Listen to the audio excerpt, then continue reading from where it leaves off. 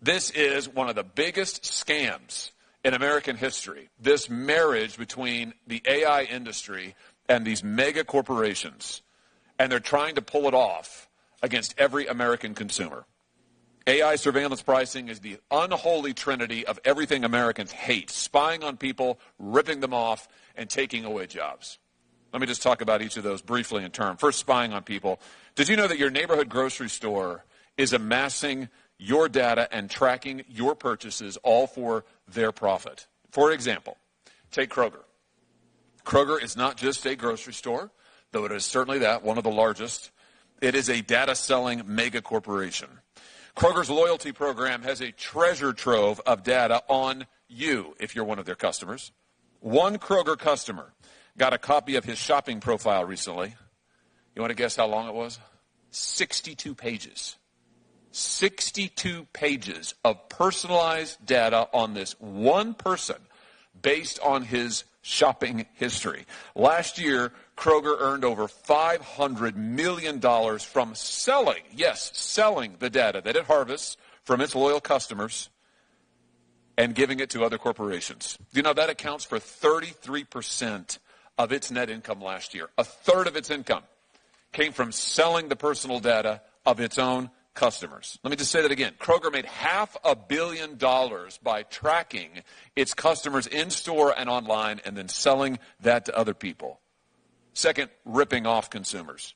You know, AI weaponizes your data against you for profit, and I'll give you an example. On Delta's second quarter 2025 earnings call, Delta's former president, Glenn Hounstein, revealed its partnership, Delta's that is, with an outfit called Fetcher, which is a company that specializes in AI surveillance pricing.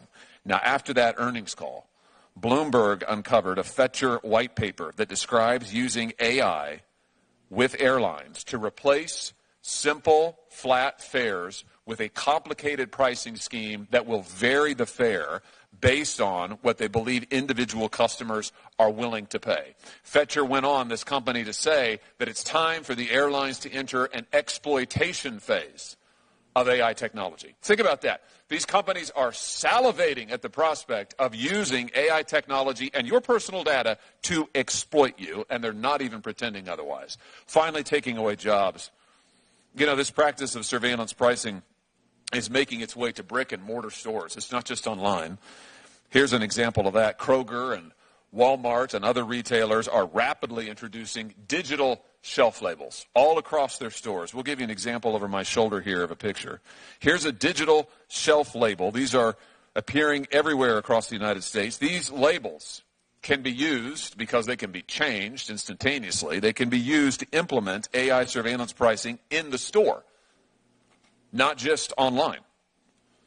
Now, of course, this will end up costing jobs in the store, certainly, but think about where all of this is heading.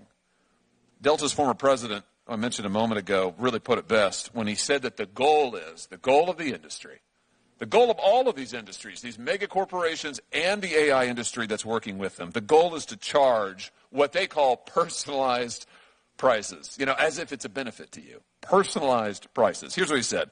This is a full re-engineering of how we price and how we will be pricing in the future. We will have a price that's available on that flight, on that time, to you, the individual. Let me just translate.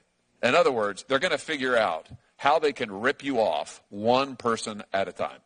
They're not going to charge you the same fare they charge your neighbor. They're not going to charge you the same fare as the guy sitting next to you in the seat. They're going to figure out how they can bilk you out of every dime they're willing to pay every time you step on an airline. And it's not just going to be them. It's going to be the grocery stores and everybody else until we figure out how to bring transparency, how to bring honesty, and some protections for the American consumer.